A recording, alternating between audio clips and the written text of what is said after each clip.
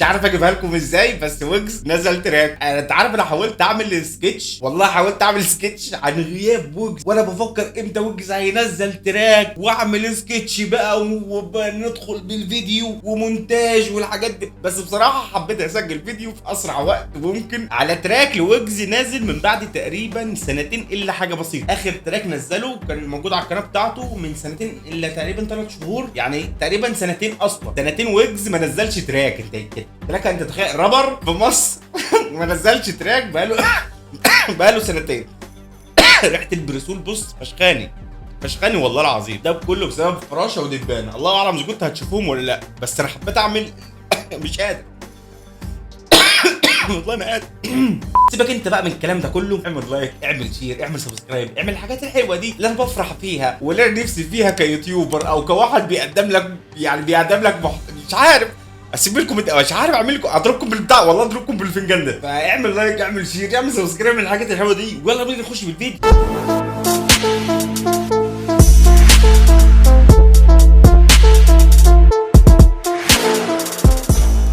سريعا كده قبل ما نبدا في الفيديو، يعني زي ما تقدر تقول كان في فتره نوش الفتره اللي فاتت. المفروض كان بين ويجز وبين رامي صبري. رامي صبري مين ده؟ لو حد ما يعرفوش، انا ما اعرفش ازاي، ممكن ما حدش يعرفه برضه، بس ده واحد مغني بوب او اغاني رومانسي من بتاعه اللي هي عمرو دياب وتامر حسني والناس دي. ده انت فاهم، ده بالبلاغه كده. فرامي صبري كان عامل منكش كده مع ويجز، اللي هو ما بيحبش تراكات الراب وما بيحبش والجو ده كله. فالمهم ويجز رد عليه، اللي خلى ان في مشكله ان ويجز رد عليه اصلا. ويجز لما رد عليه نزل تراك بعدها، اللي هو المفروض التراك اللي احنا داخلين نعمل عليه رياكشن، اللي هو المفروض اسمه انا. التراك ده دقيقه 45 ثانيه، وانا هنا عايز اسال سؤال واحد بس، انا بحب اساله في التراكات اللي هي قليله: انت الثانيه واقفه عليك بكام بجد؟ يعني انا عايز اعرف، انت كواحد غايب بقالك سنتين حرفيا، يعني سنتين انت راجع بتراك 45 ثانيه. انت لو تراجع، يعني انت لو راجع بالتراك ده علشان تسخن بيه الدنيا، فانا ممكن افهم الدنيا في حاله انك هتنزل تراك قريب قوي. لكن ما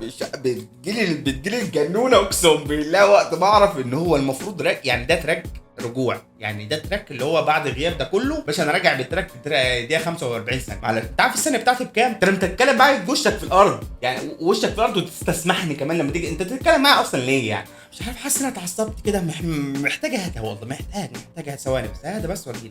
سيبك من ده كله ويلا بينا نسمع التراك. علشان انا بصراحه يعني انا حاولت اعمل حاجات كتير قوي قبل التراك، بس قلت لا، يعني اعمله كفيديو رياكشن عادي جدا مفيش اي مشاكل. وبصراحه ما اكدبش عليك، يعني على قد ما التراك مدته قدامي قليله دقيقه 45 ثانيه، فانا حاسس ان في حاجه، يعني حاسس انه ممكن يكون بيرد على رامي صبري، يعني عجبته الموضوع فبيرد في تراك، فاستغل الموضوع ان دي تبقى طريقه رجعه ليه، ما تخليه للرجوع تاني. وخصوصا ان هو كان بيقول لك ان في البوم نازل سنجلات، يعني عايزين نشوف برضه ايه الحوار ده. انا بصراحه بجد والله العظيم انا يعني التراك قدامي بقاله ساعه، انا حرفيا يعني ماسك نفسي ان انا اسمعه بالعافيه عشان اعمل عليه فيديو. فاعمل لايك ارجوك، اعمل لايك، بزعق، اعمل لايك. نسيت بس اقول لك على حاجه قبل ما نبدا يعني قبل ما ابدا اشغل التراك اسمه انا مقدر كلمه انا اللي في الصوره، اللي هو المفروض الارت وورك بتاع التراك، لكن مش فاهم فيفي عبده بتعمل ايه، معرفش، بس يعني هحاول اتخيل معاكم.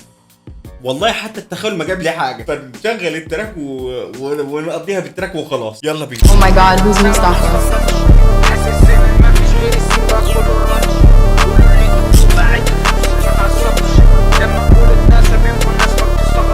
بفكر في مصطلح يكون يعني ما يضايقش الناس اللي تتفرج، بس يعني البيت بادئ بدايه اجريسيف، في ديستروشن. انا مش عارف كان ده مقصود في البيت يعني كلحن في البيت نفسه ولا ايه، بس يعني في ديستروشن. يعني انت اول ما تدوس انت اول ما تسمع التراك، اول ما بتدوس تشغيل بتلاقي ديستروشن بدا ميتال. يعني انت عارف انا عايز اسمع التراك وانا بعمل كده، مش عارف اذا كانت دي مقصوده ولا لا، بس يعني هنسمع بنكمل برضه ونشوف في ايه. انا على فكره انا اتخضيت اصلا من داخل التراك، فهنكمل. كم مره بتيجي سلام ما استنضفتش، حاسس ان مفيش غير السين بقى كله الراتش، قولوا اللي تقولوا بعد فلوس ما تعصبتش. يا جدعان مش قادر استوعب هو بيقول ايه، والله مش قادر استوعب من البيت فيه يا جدعان.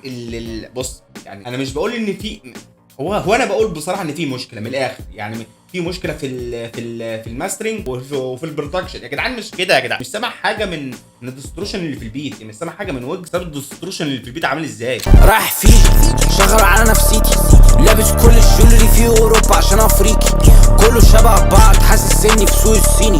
معلش بس بكل هدوء، بس نفرنط بس الجمله. رايح فين؟ بشتغل على شخصيتي، لابس كل الجنرال في اوروبا بتاعتي عشان انا مش في حاجه غايبه عني، في حاجه انا مش فاهمها، في حاجه انا ما سمعتهاش كويس بسبب البيت، في حاجه غريبه. مش حاسس ان ده تراك ويجز يرجع بيه، ومش حاسس ده تراك فرشه الويجز عشان يرجع بيه، مش حاسس ان ده تراك ينفع حاجه اصلا. حاسس ان التراك ده يعني لو البيت ده اتغير وكلام ويجز اترص على يعني نفس الكلام ده بيترص على بيت تاني وبيت ادي يا عم بيت دريل، فحاسس ان هيكون ليه يعني فايده، وهنسمع اكتر هو بيقول ايه او يقصد ايه على مين. اذا كان في نكش انا مش سامع، انا عايز اصوت، انا مش سامع يعني. بعد ده كله يجي لنا شغل كل ده ما قلتش انا، يا بتوع من السنه للسنه مش محتاج اقول لك انا، كلكم كان مستند. محتاج اقول لك انا يا بتوع من السنه للسنه، انتوا كان شامي سنه، انتوا كده مش مستند. انا مش شايف حاجه، ما اكدبش عليك، انا على الجد وعلى الدغري انا مش شايف حاجه، ومش مبسوط من التراك، ومش مبسوط من الرجعه، ومش عارف اهزر علشان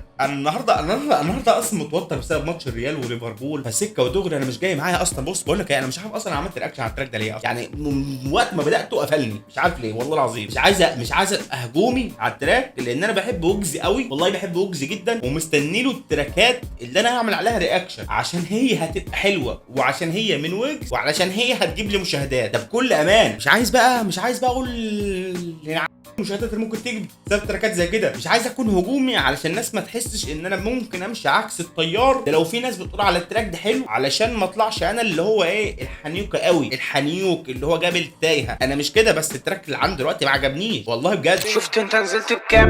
انا مش في السين ده معاك، جيت على بابي بتسأل وما ردتش عباد، دول شخصيه قدامي زايتين بس قدام الناس، مش بيقول غير اسمي كان في حاجه تعبان. انا مش مستوعب ايه اللي بيحصل، ومش جاي معايا سكه. ما اكدبش عليك يعني، ما اكدبش عليك يا اسطى، انا التراك ده مش جاي معايا سكه، بكل الطرق مش جاي معايا سكه بجد والله العظيم. انا متفاجئ من اللي انا سامعه من بعد غياب، ودي اكتر حاجه قفلاني من التراك، حتى مهما كان فرشه، حتى لو مهما كان ما يقصدش يعني. هو ازاي ما يقصدش اصلا وهو اصلا منزل ستوري بيقول يا جماعه استنوا التراك اللي نازل بكره يوم 27، وكان ساعتها يوم 26 برضه، يعني هو كان امبارح ونازل بكره. انا مش فاهم ايه الرجعه دي، يعني هو كان يقصد برضه؟ مش فاهم، انا مش فاهم بجد والله العظيم. انا عايز اتكرر. برام تسباني في الفيديو، جيت فيس تايم شيكو، عاملين رحله سان مارينو، كل البفه يروحوا ويجوا، وتروح فين من غير بنزين، عمره ما غنى وهو كلين، ده سبام ده مش ساوند، انتوا نجوم مش حقيقيين. مش عارف ليه عندي احساس ان هو عايز تروح فين، مش بيروح مكان من غير بنزين، مش بيغني وهو كلين. البرات دي مش عارف ليه انا حاسه مرميه من ناحيه ابو يوسف سيكا، مش عارف ليه، مش عارف، بس ده عندي احساسي بصراحه ان البراد دي مرميه ناحيه ابو يوسف، بما ان مشهور عنه ان هو كان ده البنزين، يعني ده البنزين اللي في دماغي، وده تلقيح البارات اللي انا بتكلم فيه. مش فاهم اللي بيحصل في البيت ومع ويجز. انا يا عم والله مش قادر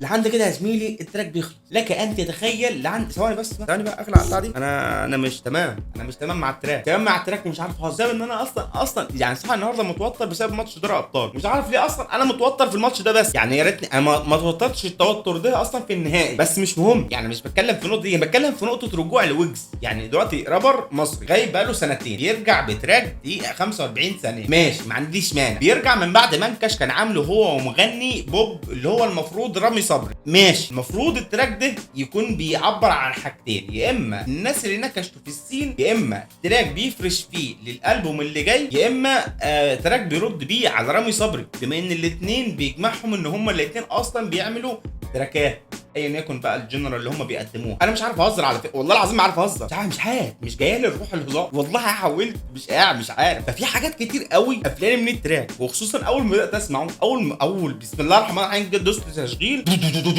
في ستروشن غريب فشيخ لي السماعات جوه. مش عارف افهم او مش عارف اسمع اصلا ويجز. انا عرقت على فكره من كتر ما انا بسوح، عرقت يعني من كتر. استنى بس عشان انا مبدون قوي، انا مبدون والله العظيم. انا صح النهارده يوم بالنسبه لي يوم سيء، ويجز كملها لا اعلم بقى ريال مدريد هتعمل فيها ايه. ففكره ان مش ده مش عايز اتكلم كتير والله، بس ده مش ده تراك كان رجوع، ولا اذا كان رد على رامي صبري، ولا اذا كان فرشه للالبوم اللي هو عايز ينزله، معرفش. بس يعني اتمنى ان ويجز يرد، مش يرد قصدي، اتمنى ان ويجز بكل امانه يا زميلي انا نفسي ويجز نزل تراك في اقرب وقت ممكن، تراك من اللي احنا متعودين عليها لويجز. وما اكدبش عليك انا الفتره اللي فاتت من كتر ما ويجز غاب ومن كتر ما انا سمعت اخر تراكات ليه، فانا ما بقتش حاسس ان ويجز بيراب، بقيت حاسس ان ويجز بيعمل اللي هو الجنرال اللي هو كان داخل فيها من تراك البخ وتراك امير.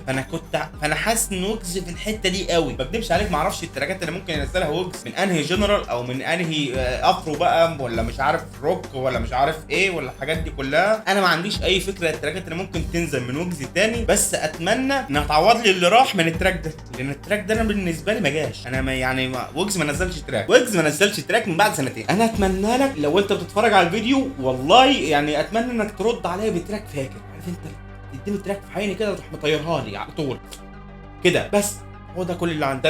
سلام يا اسطى، وما تنساش تعمل لايك وسبسكرايب والحاجات دي. مش هقول انت عايز نقول ايه تاني؟ مفيش حاجه تاني. سلام يا اسطى.